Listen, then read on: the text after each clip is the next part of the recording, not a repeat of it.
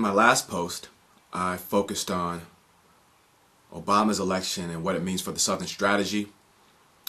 In this post, what I'd like to do is turn that lens inward, and instead of focusing on what others may do in response to Obama's election, I'd like to focus on what those of us who think ourselves as Obama supporters, or who think ourselves as people who support the communities that basically love Obama, what we should do. And in this case, I like to focus on the issue of representation to a certain extent. Now, I mentioned a couple of posts ago that the Obama election hit me pretty viscerally. I said president more times in this last 2-week period than I think I've ever said it in the previous 8 years. People around the world have expressed similar sentiments. I mean, you see pictures of these large masses of people just shouting, right? I talked to someone who happened to be in Germany when Obama was on the campaign trail, and he spoke there, and he said people came from literally countries away just to hear him speak. It seems like even though in some ways we're facing terrible economic circumstances, far worse than anything we've experienced over the past 8 years, that we finally turned a page, right? We've got a new day ahead of us. I've talked to a number of my former students and told them, like, listen, this is your moment. A moment like this comes maybe once every 40, 50, 60 years, right? But with all that said, there's still a critical question of how we should think of government now. I mean, so we finally got a government, or finally have a president that represents us, at least symbolically. And here I'm talking specifically about African Americans. So what does this mean? Does this mean we should take a protagonistic rather than an antagonistic stance towards him? What should our ideas about representation be? How should our ideas about representation, about what our elected representatives are supposed to do for us, how should those change? So already, some people have argued that Obama's election means black people have absolutely no excuses, and that we can no longer rely on racism as the reason we aren't successful. And what this actually does is kind of flip the notions of representation on their head. Similarly, we have some claim that what we have to do now is ask not what our country can do for us, but rather what we can do for our country.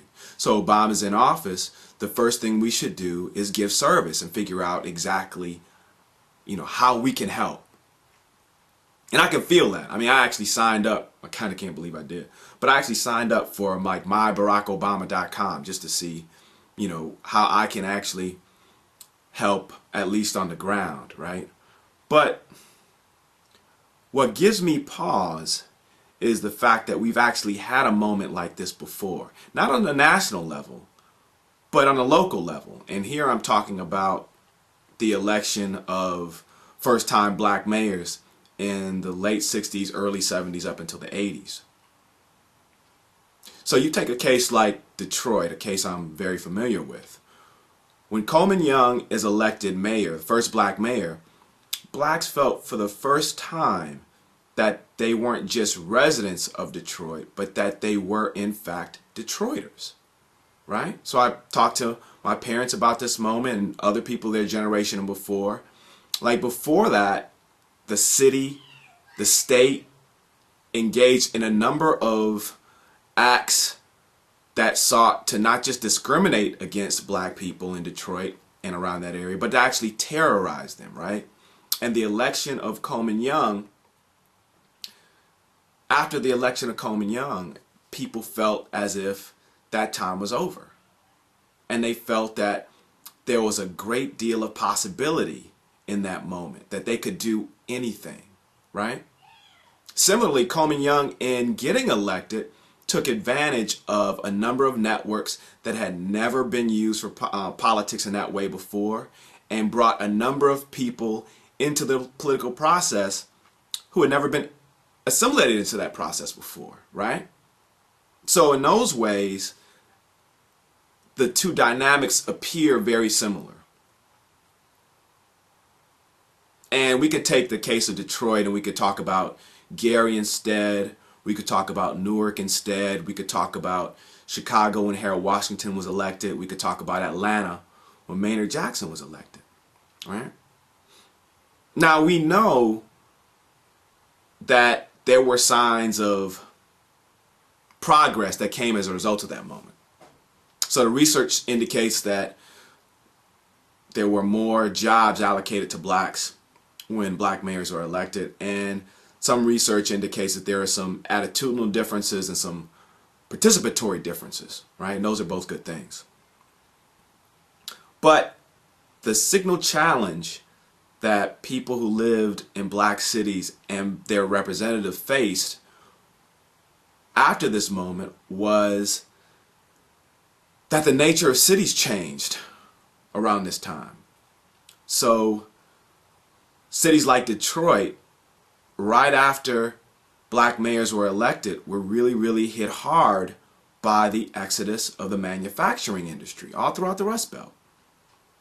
So just when black representatives take over the cities crumble. Not because of them, it's just that this is when they just happen to take control, right? So they no longer have the resources to provide for people who fall underneath the cracks. They no longer have the resources to create an alternative mode of governance. At least they don't think they do.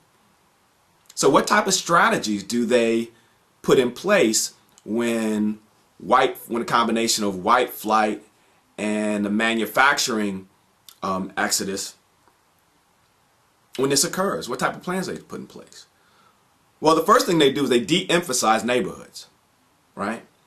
The second thing they do is they focus on downtown development. And in focusing on downtown development, what they do is they give corporations massive tax breaks, thinking that if they end up coming into downtown, developing it with the tax breaks, then whatever benefit they have to locating in the city or whatever economic benefit comes with them will trickle down. We've heard that before.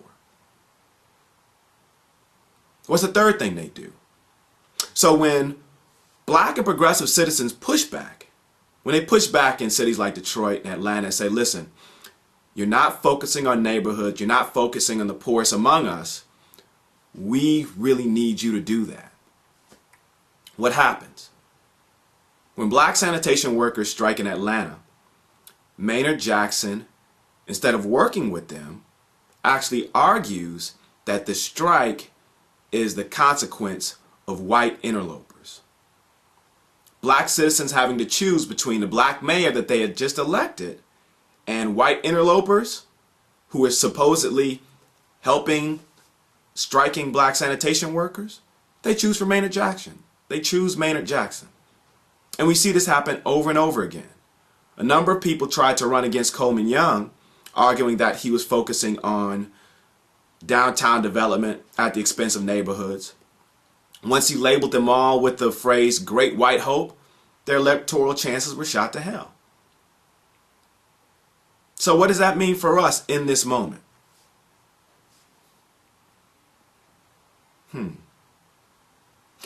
The lessons that we should take are at least threefold. One, black electoral representatives and black citizens are connected, but their interests are not synonymous. They're not exactly the same. We may think they are because they're symbolically connected to us, but they aren't the same. Second, we have to have really strong mechanisms of accountability and transparency. And it's clear that Obama's actually at this point seeking to embed processes of transparency and accountability in government, and that's a good thing.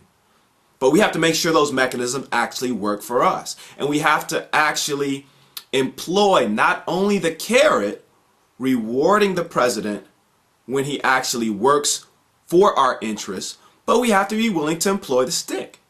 we have to be willing to employ the stick, right? Because if we're not willing to employ the stick, then odds are that given all the other pressures that the president in this case is going to have to deal with, he's going to have to pick and choose. And let's say he loves us, right? Let's say he loves black people, right? Or he loves progressive people. He loves all of us. Love isn't gonna makes me think about that phrase in what's Boomerang. Love should have brought your butt home last night. Love isn't gonna be enough. So at this point, what we have to do is we have to take this emotion, take this moment and revel in it, but we have to understand that in the process of him working, in the process of him actually practicing the art of governance, we have to make sure that our interests are clear and that our interests are met. And yes, we have to engage in that process ourselves. We have to help the president whenever and wherever we can. But the first goal should be to emphasize what our interests are and to see where they're in line. And where they are not in line, we're going to have to push. I'd like to hear your thoughts about this. So please email me at unbowed@gmail.com or respond to this post, whether from blacksmith.com or blackprof.com.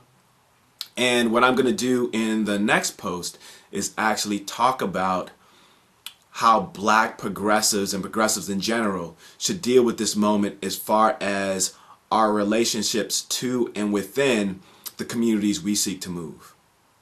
On that note, this is Lester Spence. Thank you.